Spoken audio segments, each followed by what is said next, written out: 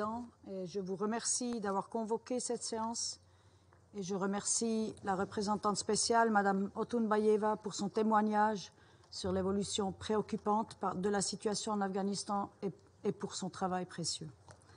Je remercie également Mme Zubaida Akbar de son exposé et de son engagement pour et avec celles et ceux qui luttent pour le respect des droits humains tous les jours et, comme nous l'avons entendu, souvent risquent leur vie.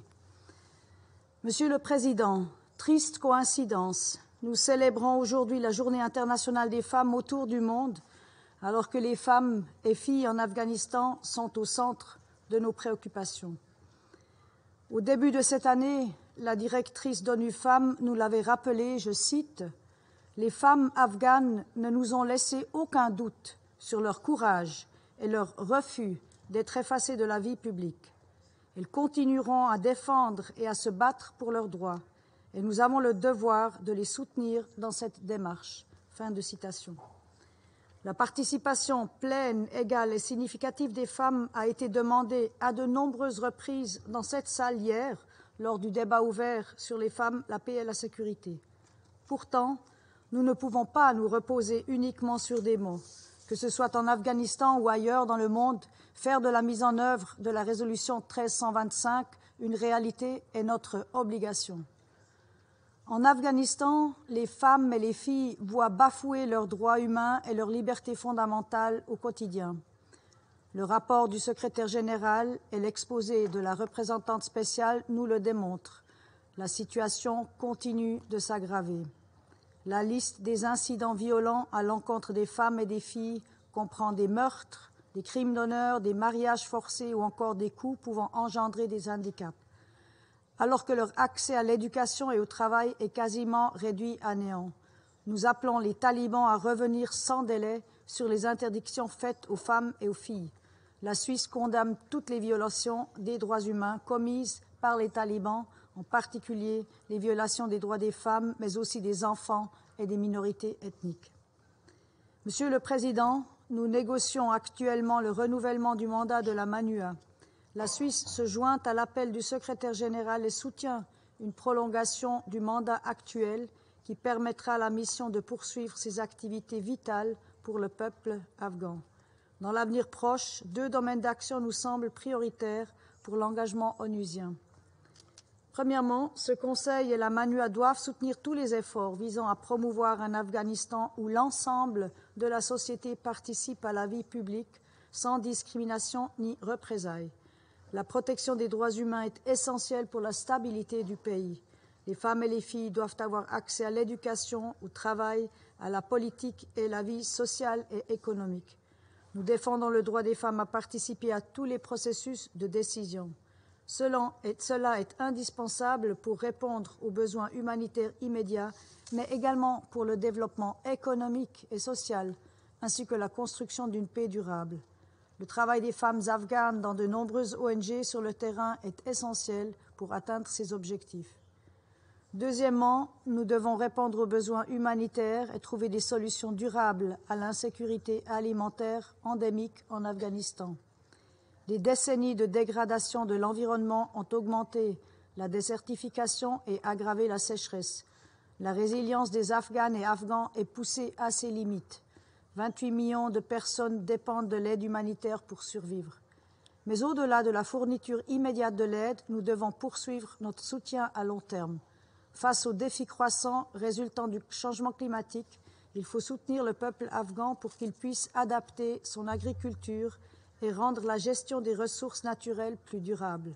De plus, les services publics de base doivent pouvoir fonctionner, notamment dans les domaines de l'éducation et de la santé publique. Une économie stable est nécessaire pour créer des perspectives pour un futur digne. Monsieur le Président, l'Afghanistan fait face à des multiples crises qui se renforcent mutuellement et qui l'ont plongé dans une insécurité profonde. Nous devons nous rassembler autour d'une stratégie commune et soutenir la population dans ses efforts pour retrouver la sécurité. Ces efforts ne pourront toutefois aboutir que si les talibans reviennent sur leurs actions misogynes et reconnaissent le rôle clé des femmes dans la société, l'économie et la politique. Nous leur demandons d'annuler le récent décret interdisant aux femmes d'accéder à l'enseignement supérieur et de travailler pour des ONG. Plus généralement, ils doivent reconnaître l'importance d'une gouvernance inclusive et de l'état de droit. Pour soutenir ces objectifs, l'ONU doit maintenir sa présence sur le terrain, en sécurité et sans menace, à travers un mandat fort pour son engagement. Nous vous assurons de notre soutien continu à cette cause. Je vous remercie. I thank the representative. Je vous remercie, Monsieur le Président. Je remercie la représentante spéciale du secrétaire général des Nations Unies, Rosa Otunbayeva, pour son intervention, ainsi que Zubaida Akbar pour sa présentation extrêmement intéressante également. Je souhaite pour ma part insister sur 2 points. Alors que nous célébrons aujourd'hui la Journée internationale des droits des femmes, je souhaite insister sur l'importance de maintenir un haut degré d'exigence sur ce sujet. La situation des femmes et des filles continue de se détériorer en Afghanistan. Elles sont toujours privées de leurs droits et libertés les plus élémentaires. L'interdiction faite aux femmes de travailler dans les ONG continue d'avoir des conséquences désastreuses, et il en est de même du déni d'accès des femmes et des filles à l'éducation secondaire, à l'université et dans de nombreux emplois. Les talibans sont responsables de la grave dégradation de la situation humanitaire, économique, sociale en Afghanistan et en particulier du fait de cette politique d'exclusion systématique des femmes. Nous demandons aux talibans de revenir sur leurs décisions qui obèrent toute perspective de développement durable et équilibré de leur pays.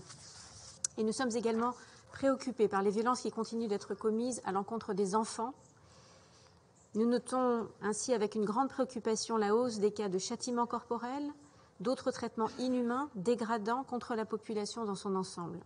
La situation est complexe, les défis sont nombreux sur bien des plans, et notamment sur le front sécuritaire. Pour autant, il est essentiel de maintenir nos exigences vis-à-vis des talibans, en matière de défense des droits de l'homme et en particulier des droits des femmes et des filles. Et nous le savons, toutes ces questions sont en réalité liées, puisque le relèvement du pays sera impossible sans la participation de la moitié de sa population. Monsieur le Président, la France réitère son soutien à l'action de la MANUA. Elle reste déterminée à apporter toute son aide au peuple d'Afghanistan. La France n'a cessé de réaffirmer son soutien à la population afghane. Elle a maintenu son assistance humanitaire. Elle continuera à le faire dans le plein respect des principes humanitaires et du droit international. Nous continuerons à aider la population afghane avec une attention particulière portée aux besoins des femmes et des filles. L'Union européenne, qui est l'un des principaux donateurs de l'Afghanistan, continue également de répondre présent. Nous continuerons également à dialoguer avec l'ensemble de nos partenaires, y compris avec les pays voisins, avec les pays de la région, bien entendu. Ils ont un rôle essentiel à jouer pour aider à concrétiser les attentes de la communauté internationale, telles qu'édictées par la résolution 2593 de ce Conseil. Les exigences qui sont fixées par cette résolution, y compris s'agissant de la lutte contre le terrorisme, continuent de conditionner tout engagement potentiel avec les talibans, qui doivent respecter les promesses qu'ils ont faites.